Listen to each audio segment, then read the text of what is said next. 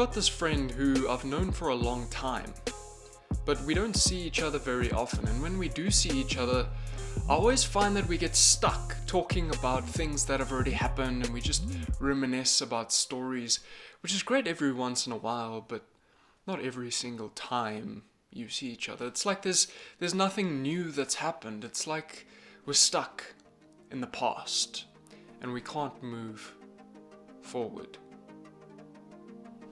Last week we spoke about how we all have a past, but today we're going to talk about how we all have a today, and how your today is valuable if you allow God to use it. Sometimes we get stuck reliving or thinking about our pasts or pieces of our past, things exciting or embarrassing that have happened to us, and sometimes we can get caught up in thinking about things that haven't happened yet, thinking about the future, getting anxious, maybe feeling worried or concerned about the future and what it holds for each of us. When we spend too much time thinking about things that have happened in the past or worrying about things that might happen in the future, we miss the opportunity to engage with what God has planned for us in the present. Whether you follow Jesus or not, I'm guessing you know what it's like to feel stuck when you really should be focusing on taking your next step. Maybe you're focused on the past, regretting things you said or wishing you had made different decisions. Or maybe you're focused on the future, thinking that you still have a long way to go before you're ready for God to use you. Maybe you think you're not old enough or ready enough or far along in your spiritual journey enough for you to be able to do something meaningful today. Let me tell you some truths about today. God loves you today. Today, you are exactly who you need to be in order to be used by God. Today, you are exactly where you need to be in order to be used by God.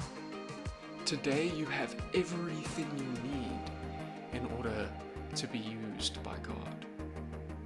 Today, you have another chance to know Jesus and to live for Him. You have today, and today is a gift, so take it. I believe that God is calling you to do something for Him and with Him here, now, today.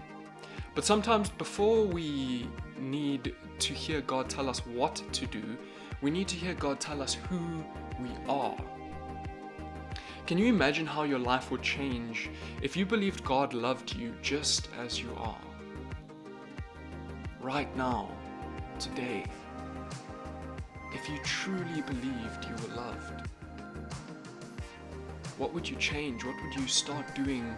What would you stop doing? How would you see and treat yourself differently? How would you see or treat others differently? Would you start to treat today like the gift that it is? Today is a gift from God, but you won't be able to fully receive the abundant life God has planned for you if you don't truly believe in God's deep, profound, and true love for you. In a world where we constantly and so easily compare ourselves to others, it can be difficult to believe that God can love you just the way you are.